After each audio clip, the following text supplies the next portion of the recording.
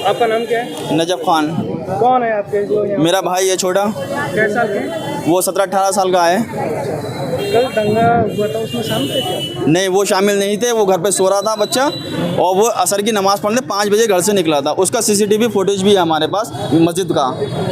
ये देखिए आप, ये मस्जिद से निकल रहा है, वो मस्जिद के अंदर मौजूद है। वो क्या बजे का है ये शाम को 5:16 का है। ये देखिए आप, 5:17 पे भी गया है।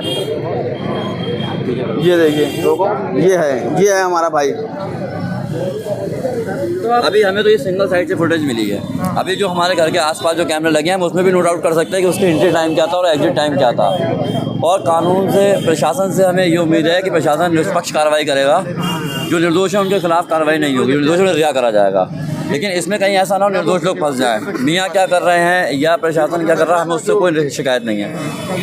और ऐसे निर्दोष खाली मेरा भाई नहीं, उसके साथ में और भी 10 लोग और भी अंदर हैं। तो मैं ये चाहता हूँ, प्रशासन से मेरी अपील भी है कि निर्दोष लोगों को रिहा करा जाए, जल्द से जल्द रिहा करा जाए, क्योंकि घर वाले रात से परेशान हैं।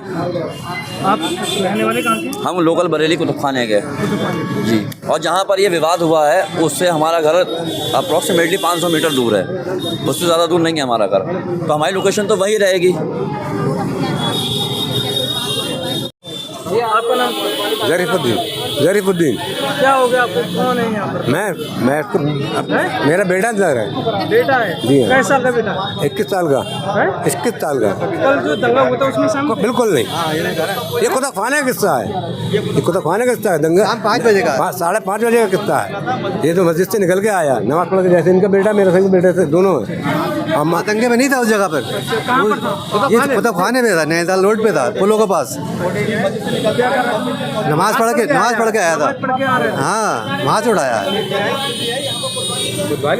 लेकिन आप क्या चाहते हैं जो निर्दोष हैं? वहाँ बस खाली मिलने दिए जाए कि बच्चा कहाँ पर, ये तो पता होना चाहिए। बच्चा कहाँ पता नहीं चल पा रहा कहाँ पर है। हमारी प्रशासन ये रिक्वेस्ट है कि 20-21 साल की उम्र है, पतला दुबला बच्चा, कमज़ोर है, बहुत दिल का कमज़ोर है। वो किसी वक्त बेहोश हो सकता है। वो अब आप क्या कह रहे हैं? हमें चाह रहा है मिलवा दे एक बार, भले ना छोड़े। निकल गया है बंद कर दिया। मेरा नवासा है, दवा लेके आया। वो मेरी हार्ट का इलाज कर रहे, चल रहा है। हार्ट की शिकायत हो गई तो मैंने एक नज़र मुझे दिखवा दो, मैं देख लूँ, बस मैं चली जाऊँगी। कितने साल का है? मेरी हालत सही नहीं है। कितने साल का है आपका नवासा? वो 18-19 का है। कहाँ से पकड़ा? अरे मेरे घर में ऐसे ही ले गए निकाल के, जरा देर बाहर गया, वो घर में आ गया, फिर घर में ऐसे ही ले आए निकाल कितने के। बजे की बात है? जी करीब 3-4 बजे की बात। मुझे तो होश ही नहीं है, मैं तो दवा खा के लेट गई। कल से भांजे वो? हाँ, नवाजा, हाँ, मुस्तकीम नाम है। तो मेरा बच्चा दिखवा दो बेटा, कह के मैं तुम्हारे हाथ जोड़, मेरी तबीयत सही हो जाएगी, मैं जरा सा देख लूँगी। आप कौन है यहाँ पर?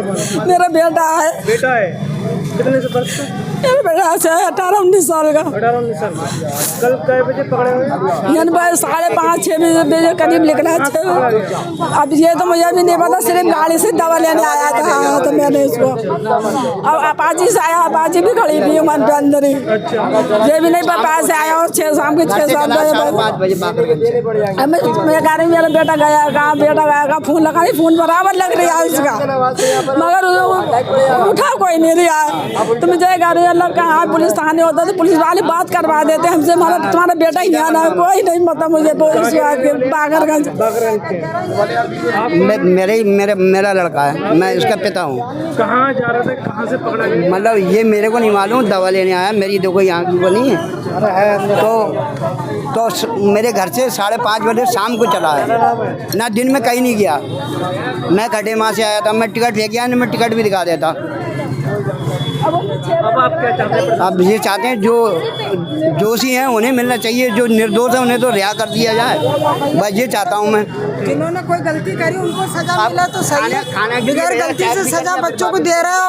गरीब आदमी है, घर में खाने पीने को है नहीं, बताओ कहाँ से टक्कर मारे गए आदमी। रात से उनका बुरा हाल है, पूरी रात हो गई। बच्चे हमारे घर पहुँचे हमारे, सजा मिलना चाहिए, तो भैया जी बता बताओ, जब बच्चों को हमारे गलती नहीं है, हमारे बच्चे बाहर निकलते ही नहीं है, तो क्या किस बात की सजा है? घर में लेके आए उनकी नमाज़ों को, रात से हम लोग लिए बैठे हैं। गाड़ी पे था जी। अब खाना भी भेज रहे हैं, खा के कह रहे हैं पहले खा लो, हमने खा लिया तो फिर मिलने भी नहीं दे रहे हैं। बताइए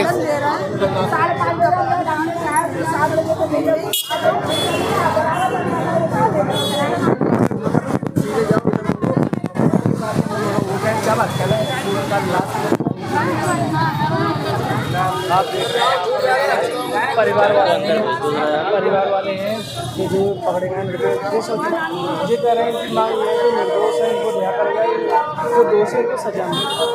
आप देख रहे हैं मैं बरेली से मोहम्मद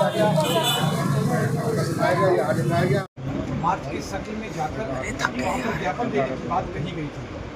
इसलिए हम लोग उनके संपर्क में आ गए और उनको बताया गया कि जनपद में 167 BNSS की धारा लगी हुई है, पीछे से गिर जाऊंगा यार। अनुमति के कोई भी कार्यक्रम ना किया जाए। तो जब उनको ये बताया गया, इसके पश्चात उनके जो प्रमुख 2 रिप्रेजेंटेटिव हैं, एक मिस्टर नदीम और एक मिस्टर नफीस, हम लोग लगातार उनके टच में हैं। इसके साथ साथ 3 दिन पहले नदीम हमारे कैंप ऑफिस में आए थे और बैठ के हमने पूरी उनसे बातचीत किया था। उनको हमने सारी चीज़ों को बताया था और ये भी बताया था कि धारा 144 जो पूर्व थी, वर्तमान में 163 BNSS वो लगी हुई है। आप अनुमति लेने के बाद भी और इस तरह की भीड़ को एकत्र करना इसमें ठीक नहीं है, सब उनको बताया गया और वो संतुष्ट होकर गए। उसके ठीक एक दिन बाद जो है मेरे ही कैंप ऑफिस में शाम के समय जो है मौलाना मिस्टर नदीम के साथ हमारे कैंप ऑफिस में आए और वहाँ पर मैं और कप्तान साहब की मौजूदगी में काफ़ी देर बातचीत हुई। हम लोगों ने उनको सारी वस्तुस्थिति से अवगत कराया। ये फिर से बताया गया कि धारा 163 BNSS लगी हुई है, बिना अनुमति के कोई कार्यक्रम ना किया जाए और अगर इस प्रकार की जो आप आ रहे हो उनकी शख्सियत के बारे में बताया। भीड़ इकट्ठी जब हो जाएगी तो आउट ऑफ कंट्रोल हो सकता है और आप जो मार्च कर रहे हो रास्ते में किसी भी प्रकार की जो है दिक्कत आ सकती है। सारी बातों को उनको बताया गया।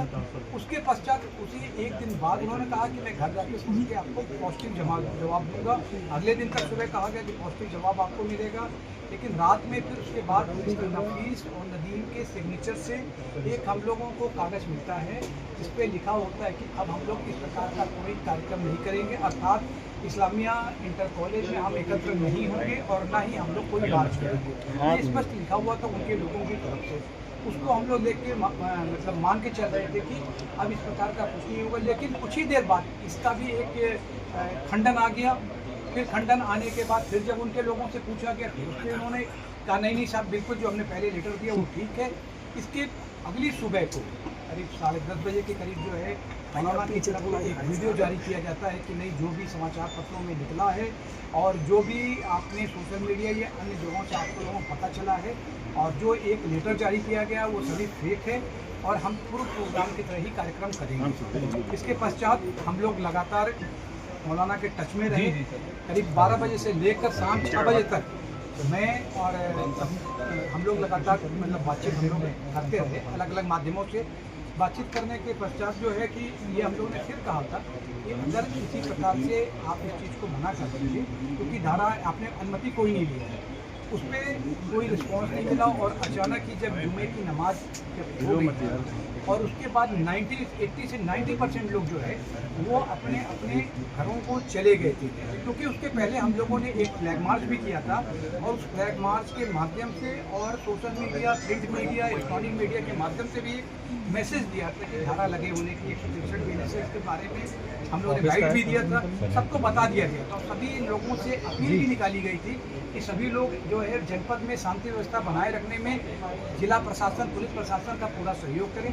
इसमें सभी लोगों ने सहयोग किया, लेकिन कल जुमे की नमाज के बाद जहां 90% 80 से 90% लोग अपने अपने घरों को वापस चले गए, उसी में कुछ लोग ऐसे थे जो लोग की नमाज के बाद कुछ अन्य लोग वहाँ पर आ गए और उन्होंने एकत्र होकर जो इस्लामिया इंटर कॉलेज वहाँ पर जाने का प्रयास किया और उसके पश्चात जो है प्रयास करने में उन्होंने जो हमारी पुलिस फोर्स थी, हमारे मजिस्ट्रेट थे, उनके साथ धक्का मुक्की करने की कोशिश किया है। और जब एक कह सकते हैं कि आउट ऑफ सिचुएशन, या कह लीजिए कि उन्होंने माहौल ख़राब करने की कोशिश किया, कानून और शांति व्यवस्था की स्थिति बिगाड़ने का प्रयास किया, तब पुलिस ने बल प्रयोग करके उनको वापस उनके घरों में भेजा।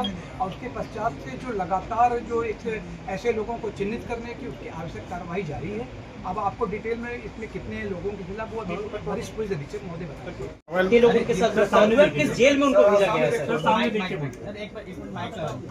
भाई हाथ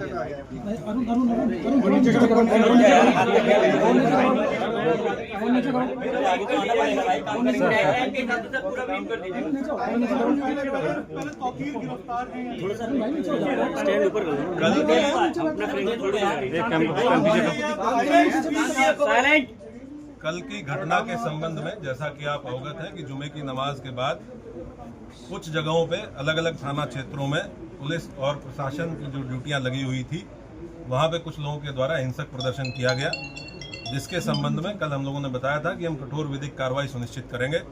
उसमें हम लोगों के द्वारा अब तक कुल 10 FIR दर्ज की गई हैं, जिसमें थाना कोतवाली में 5 FIR दर्ज की गई हैं, थाना बारादरी में 2 FIR दर्ज की गई हैं, थाना किला प्रेमनगर और कैंट में 1-1 FIR दर्ज की गई है। इन दर्ज FIRों में आज हम लोगों के द्वारा कुल 8 अपराधियों को, जो इस घटना में शामिल थे, 8 अभियुक्तों को गिरफ्तार करके जेल भेजा गया है। उनके नाम मैं आपको पढ़ के बता देता हूँ। मौलाना तौकीर रजा, सरफराज पुत्र सलीम, मनीफुद्दीन पुत्र जरीफुद्दीन, अजीम अहमद पुत्र नसीम अहमद, मोहम्मद शरीफ पुत्र मोहम्मद अहमद, मोहम्मद आमिर पुत्र मोहम्मद जाहिद, रिहान पुत्र राजू और मोहम्मद सरफराज पुत्र समीम। इन 8 लोगों को आज हम लोगों के द्वारा गिरफ्तार किया गया है और जो रिमांड मजिस्ट्रेट है उनके समक्ष पेश करते हुए न्यायिक हिरासत में इनको लिया गया है।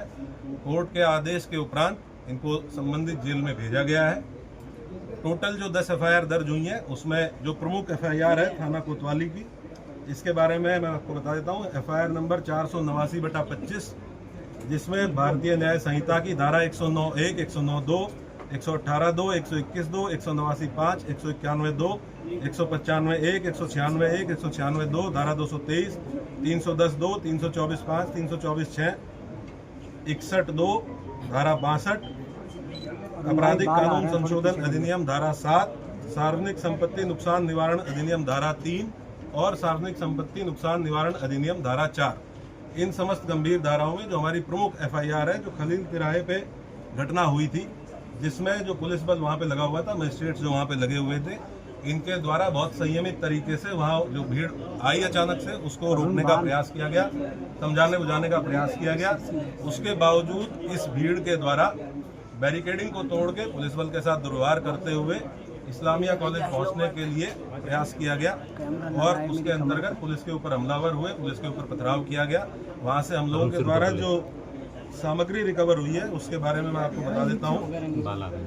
ईंट पत्थर के टुकड़े भारी मात्रा में रिकवर किए गए हैं, चप्पल जूते भारी मात्रा में, पुलिस के टूटे हुए बैरिकेड रिकवर किए गए हैं।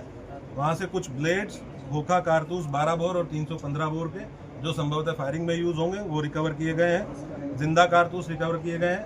एक तमंचा 12 बोर का, जो संभवतः वहाँ किसी उपद्रवी के पास से गिर गया था भगदड़ में, एक ये रिकवर किया गया है। अवैध चाकू, लाठी, डंडे और कुछ कांच की टूटी हुई बोतलों के टुकड़े, जिनसे पेट्रोल की बदबू आ रही है, जो संभवतः पेट्रोल भर के लाया गया था।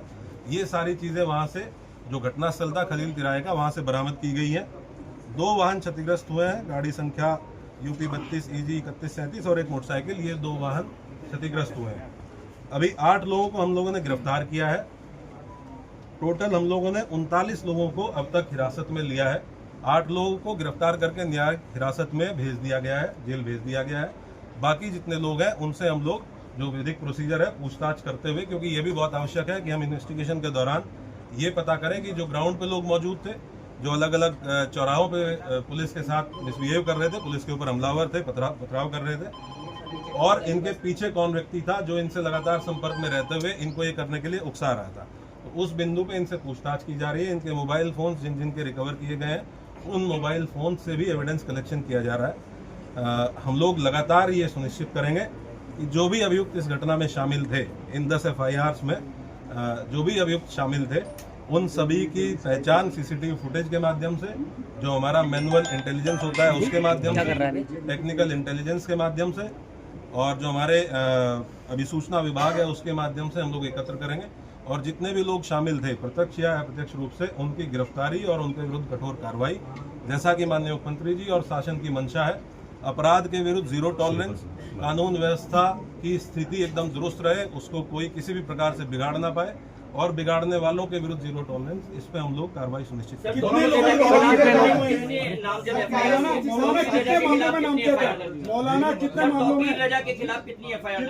टोटल अभी तक 7 FIRs हैं, जिनमें मौलाना तौकीर रजा का नाम प्रकाश में आया है और हम लोग ये इन्वेस्टिगेशन में भी इसको पार्ट बनाएंगे कि जो लोग जिन लोगों ने पहले दिन लेटर लिख के दिया था और यह आश्वासन दिया था कि कोई भी भीड़ इस्लामिया की तरफ नहीं आएगी, लोग शांतिपूर्ण तरीके से नमाज पढ़ के और वापस जाएंगे। उसके बाद उन्हीं लोगों ने उसको रात में 2 घंटे बाद अपने ग्रुप पे ये कह के उसको खारिज किया कि ये फर्जी हस्ताक्षर है, जबकि वो हस्ताक्षर उन्हीं 3 लोगों के थे जिन लोगों ने उस पर हस्ताक्षर किए हुए थे। क्या ये पूरा प्री प्लान था? आपको लगता है इन्वेस्टिगेशन में अब तक क्या शामिल निकल के सामने आया है और क्या बाहर के लोग भी बरेली में जो हिंसा हुई है उसमें शामिल? ये डेफिनेटली, क्योंकि ये लगभग 7 दिन से इस चीज़ की अपील की गई थी और 7 दिन से लगातार पुलिस और प्रशासन के लोग, डीएम साहब और मेरे द्वारा लगातार संवाद स्थापित किया गया। हम लोग इस प्रयास में थे कि संवाद स्थापित करके उसके साथ साथ हम लोग निरोधात्मक कार्रवाई करके सुनिश्चित करेंगे और ये कन्वे करेंगे कि कोई भी ऐसा काम ना किया जाए, कोई भी ऐसा आयोजन ना किया जाए जो विधि विरुद्ध हो। इसके लिए सभी धर्म गुरुओं से संवाद स्थापित किया गया, जनप्रतिनिधियों से संवाद स्थापित किया गया, लेकिन उसके बावजूद भी जिन लोगों के द्वारा ये किया गया उनके विरुद्ध हम लोग कठोर कार्रवाई बिल्कुल इंश्योर करेंगे। जो भी लोग इसमें, ये तो ऑब्वियस सी बात है कि आजकल जो लोग व्हाट्सएप से इसमें संपर्क में थे, हमारी इन्वेस्टिगेशन के दौरान ये भी तथ्य प्रकाश में आए हैं कि कुछ बाहर के आपराधिक तत्व, इस जनपद से बाहर के कुछ आपराधिक तत्व इस जुलूस में शामिल हुए, इस आयोजन में शामिल हुए थे, जिनके द्वारा इस तरह की समस्या पैदा की गई। उनके बारे में भी हम अभी सूचना संकलन कर रहे हैं। ये भी ज्ञात हुआ है कि इसमें एक नदीम नाम का व्यक्ति ये लगातार फ़ोन पे संपर्क में था और इससे व्हाट्सएप कॉल के माध्यम से लोगों की बात हो रही थी और इसके द्वारा भी वहाँ लोगों को उकसाया गया।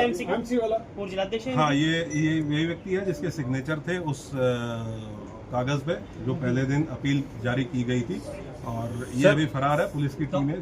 सर टोटल कितने लोगों के खिलाफ नाम दर्ज है, कितने अज्ञात हैं? कितने अज्ञात हैं, कितने नाम दर्ज हैं टोटल FIR? क्योंकि हम लोगों ने टोटल 10 FIR दर्ज की है, तो उसमें अलग अलग जहाँ जहाँ घटना स्थल है, जहाँ जहाँ पे जो घटनाएं हुई हैं, उसमें अलग अलग लोग लगभग कितने होंगे? टोटल 7 FIRs हैं, जिनमें इनका विधिक प्राविधान के अंतर्गत जो भी कार्रवाइयाँ पॉसिबल हैं वो सब कार्रवाइयाँ सभी के विरुद्ध इंश्योर की जाएंगी। मौलाना तौकीर रजा की पिछला इतिहास भी निकाला जाएगा। तमाम कितने दिन की 2010 के दंगे में इन्वॉल्व हुए थे? सभी अभियुक्तों का आपराधिक इतिहास निकालेंगे, पुराने मुकदमे ये देखेंगे कि उन पुरानों मुकदमे की वर्तमान में कोर्ट में क्या स्थिति है, ट्रायल में क्या स्थिति है और उनमें हम लोगों के स्तर से क्या और तेजी लाई जा सकती है, उसके बारे में भी काम। सर कितने दिन की न्यायिक हिरासत भेजा गया? सर कितने दिन न्यायिक हिरासत में गया? कितने दिन की न्यायिक हिरासत भेजा कोर्ट ने मौलाना को? कोर्ट नॉर्मली जब भी कोर्ट के समक्ष पेश किया जाता है तो 14 दिन की न्यायिक हिरासत। क्या मतलब कोई पुराना मतलब कि बरेली में बड़ा करने के आयोजन से ये भीड़ एकत्र की, कोई बड़ा करना चाह रहे थे बरेली में? ये हम लोग आपको इन्वेस्टिगेशन जैसे जैसे इन्वेस्टिगेशन प्रोसीड करेगी कि इस मंशा क्या थी और जी यहाँ का जुरिस्डिक्शनल जेल बरेली जेल है और जो यहाँ पे रिमांड मजिस्ट्रेट है उनके द्वारा उनको बरेली जेल में। आपने बताया कि तमंचा भी बरामद हुआ है, क्या इस पूरे इंसिडेंट में फायरिंग हुई है? पहला सवाल ये। दूसरा, पुलिस वालों को भी चोटें आई हैं, क्या उनको भी छर्रे लगे हैं और कितने पुलिस वाले ऐसे हैं जो अभी घायल हैं? कुल 22 पुलिसकर्मी, कल जब हम लोगों ने अपनी पूरी टीम्स को गैदर किया, कुल 22 पुलिसकर्मी ऐसे थे जो इंजर्ड थे, जिनका मेडिकल एग्जामिनेशन कराया गया। 22 पुलिसकर्मी, कुछ लोग ऐसे हैं जिनको डाउटफुल फायर आर्म इंजरीज हैं, उनका भी फाइनल मेडिकल परीक्षण कराया जा रहा है। जब ये चीज़ हम लोगों के मेडिकल परीक्षण फाइनल हो जाएगा तो हम लोग आपको उसके बारे में अवगत कराएंगे। सर, लेकिन टोटल- ये डेफिनेट है कि इसमें अराजक तत्वों के द्वारा फायरिंग की गई। सर टोटल अज्ञात कितने होंगे एक अनुमान, और कितने नामजद होंगे? अलग अलग घटनास्थल पे अलग अलग थे। कुछ जगह पे 200-250 लोग अज्ञात में थे, कुछ जगह पे 300-350 लोगों सब मिला के लगभग कितना हो गया होगा? मान के चलिए लगभग 2,500-3 हज़ार लोग ऐसे हैं जो अज्ञात में अलग अलग घटनास्थलों पे, जिनको हम लोग अभी चिन्हित करने का प्रयास करेंगे। टोटल 22 पुलिसकर्मी घायल हैं, जिनका हम लोगों ने मेडिकल कराया। नहीं पूरे घटना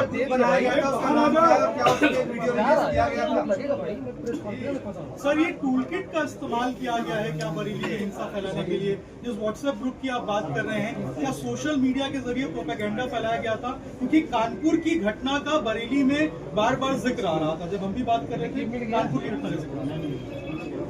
ये हम लोग इन्वेस्टिगेशन के दौरान अगर कोई इस तरह की चीज़ हम लोगों के सामने आएगी तो मोस्ट डेफिनेटली उसको आप लोगों के साथ शेयर करेंगे। और मैं आप लोगों को इसके माध्यम से एक चीज़ और बताना चाहूँगा कि हम लोग किसी भी निर्दोष व्यक्ति को किसी भी प्रकार से प्रताड़ित नहीं किया जाएगा। किसी भी ऐसे व्यक्ति को जो इस घटना में शामिल नहीं था उसको परेशान नहीं किया जाएगा, और जो इस घटना में शामिल थे या प्रत्यक्ष अप्रत्यक्ष रूप से शामिल थे उनको बख्शा नहीं जाएगा। सर अब तक कितनी गिरफ्तारी हो चुकी है? और आप देख चुके हैं आप, इसके अलावा और मैंने आपको बताया टोटल 39 लोग हैं जो हिरासत में लिए गए थे, 8 लोग हैं। सर इंटरनेट बैन की जो बात निकल के सामने आ रही है, क्या सोशल मीडिया वायरल हो रही है, इंटरनेट बैन का प्लान है सर? नहीं, इस प्रकार की कोई चीज़ नहीं। सर यानी कि 31 लोग अभी हिरासत में हैं आपकी, 31 लोग हिरासत में, 39। सर क्या इंटरनेट भी सस्पेंड किया जाएगा? नहीं, कोई कुछ इस प्रकार की कोई ये अफवाह किसने फैला दी? तौफीक रजा को सर कहाँ भेजा गया है?